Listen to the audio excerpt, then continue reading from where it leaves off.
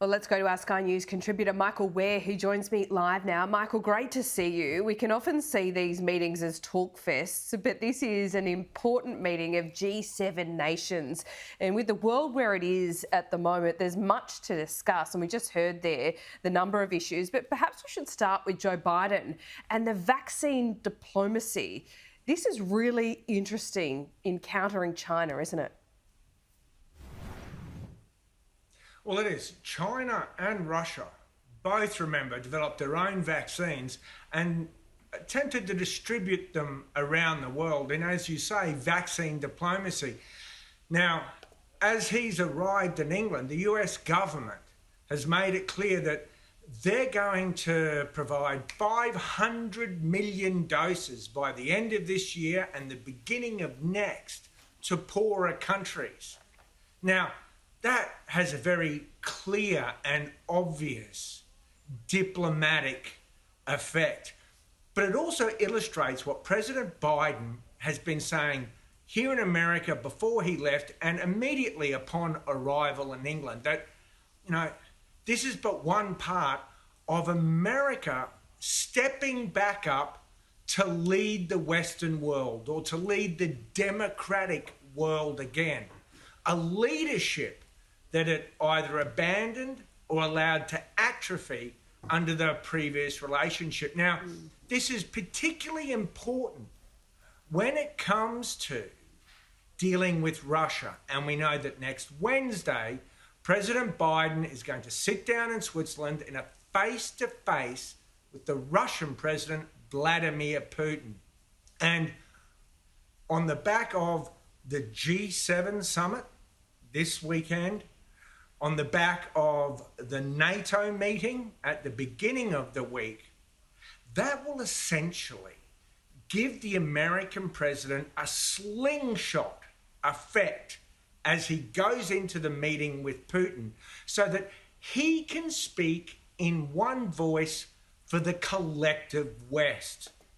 Putin will know that all of the democracies, from the G7 to the NATO members, are on one page. And so Biden will not just be speaking for a rebounding America, but perhaps for a more resolute and allied West.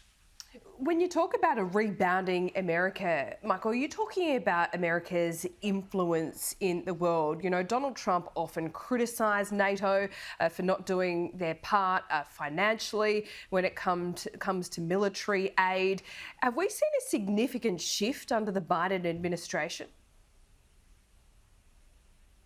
Without question, without a shadow of a doubt, there has been a complete sea change, not just a shift.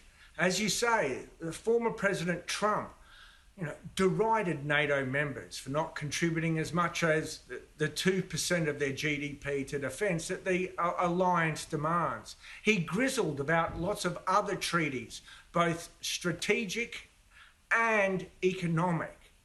Well, with President Biden, it's a return to alliances. It's a return to a united Western Hemisphere. He believes that by re-engaging with these alliances, it gives new meaning to America on the world stage and advances, if you want to be self-interested about it, America's national interests.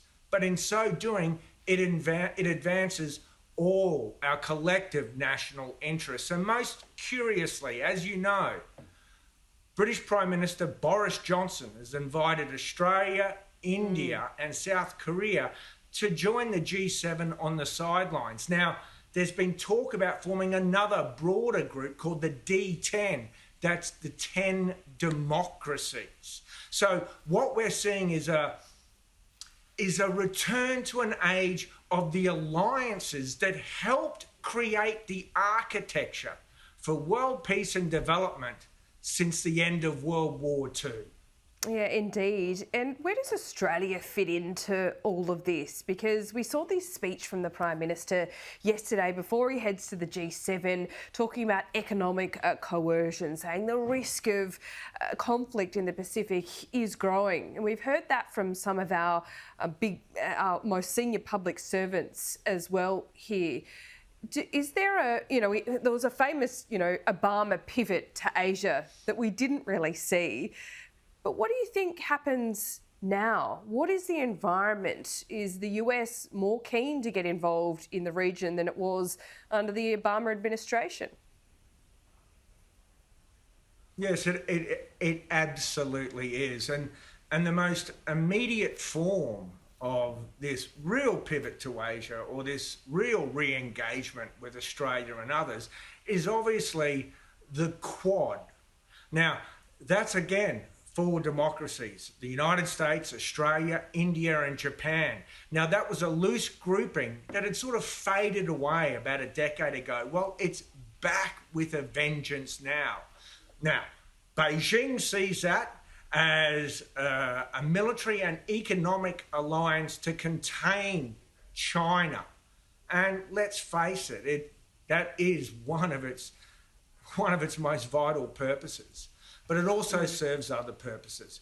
So we do see this administration refocusing its attentions on China. We see that resources and attention are being drawn down and recalibrated in the Middle East and other parts of the world to free up resources and attention for China and the rest of Asia. And obviously Australia becomes central to that. We are a middle power and we have to constantly punch above our weight to maintain our relevance and to ensure our security. Yeah. There's only so much Australia can do, but the best thing we can do is to be a great alliance partner. And that's something that right now we are more than willing to do. And punching above our weight is certainly something that we are known for. Michael Ware, always good to talk to you. We'll speak soon.